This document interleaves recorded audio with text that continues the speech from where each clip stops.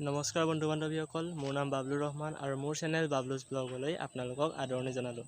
বন্ধুসকল, আপোনালোকে জয়সাগৰ পুখুৰী, শিৱসাগৰ পুখুৰীৰ দৰে ৰজাদিনীয়া পুখুৰীসমূহ দেখিছে, নাই হ'লেও নাম শুনিছে। সেই ঠিক তেনেদৰেই এটা পুখুৰী আছে, খেমদৈ পুখুৰী, যোনটো পুখুৰী ডিকচু গাঁৱৰ খেমদৈ পুখুৰী গাঁও নামৰ এখন ঠাইত অৱস্থিত। সেই পুখুৰীটো আপোনালোকে হয়তো আজিলৈকে দেখি পোৱা নাই।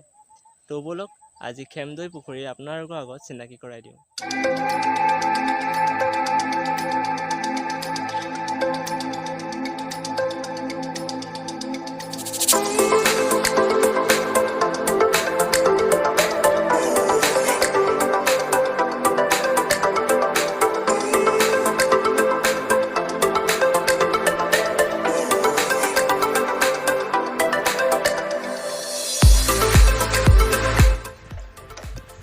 এতিয়া বহুত ৰ'দ দিছে, পাছবেলা টাইমত ওলালোঁ বিশেষকৈ।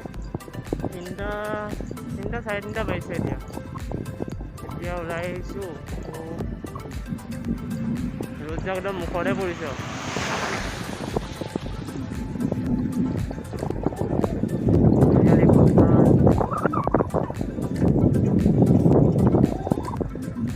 বেজাই ৰ'দ দিছে, মুখত একদম টেকটেককৈ পৰি গৈছে। ব'লক গৈ আছোঁ।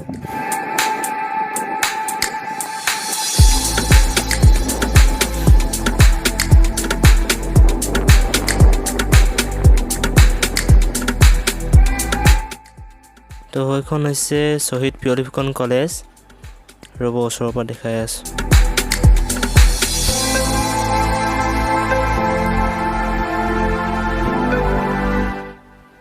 এইখন হৈছে শ্বহীদ পিয়লি ফুকন কলেজ।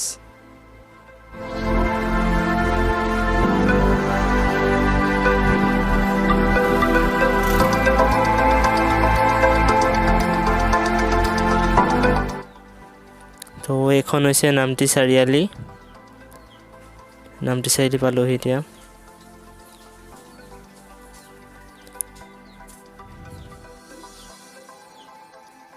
চাৰিআলিৰ মাজতো ৰাস্তাটো এনেকুৱা বেয়া, এডোখৰ বেয়া মানিছোঁ বাৰু। চাৰিআলিৰ মাজতো ৰাস্তাটো বেয়া হৈছে, পানী গোট খাই আছে। মানুহবোৰে ঘূৰি ঘূৰি চাইছে কি কৰিছে বুলি কৈ। কিছুমানে হাঁহিছেও দেখি। একো নাই আৰু কি কৰিব।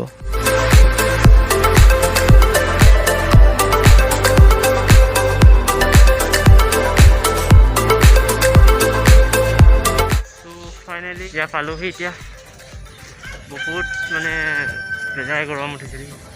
ৰ'দ জাক এতিয়া মুখতে পৰিছে, পাছবেলা ৰ'দ জাক একদম। গৈ আছোঁ, ৰাস্তা মাজে মাজে অলপ বেয়া আছে।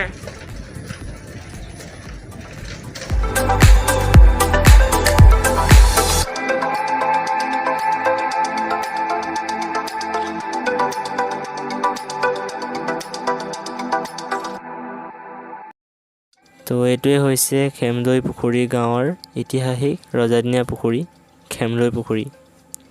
ওচৰতে লাগি আছে ছগমুটা পথাৰ আৰু এভাগ শিৱ মন্দিৰ।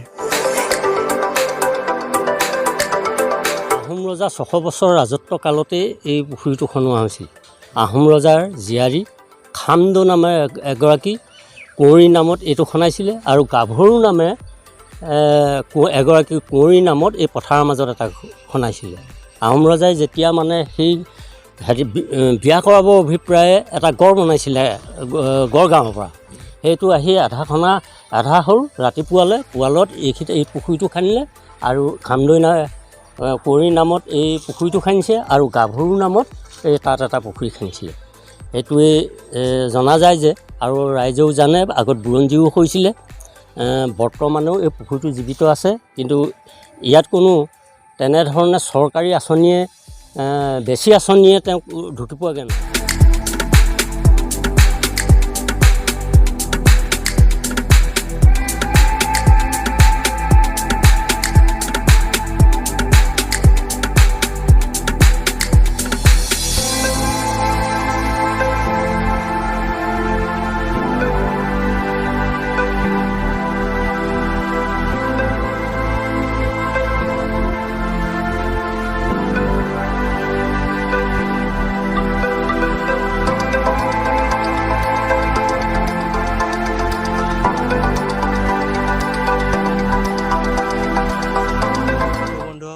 আজিলৈ ভিডিঅ'টো ইমানেই। যদি ভিডিঅ'টো চাই ভাল লাগিল, ভিডিঅ'টোত লাইক কৰক, কমেণ্ট কৰক, শ্বেয়াৰ কৰক আৰু মোৰ চেনেলটো ছাবস্ক্ৰাইব কৰিবলৈ নাপাহৰিব।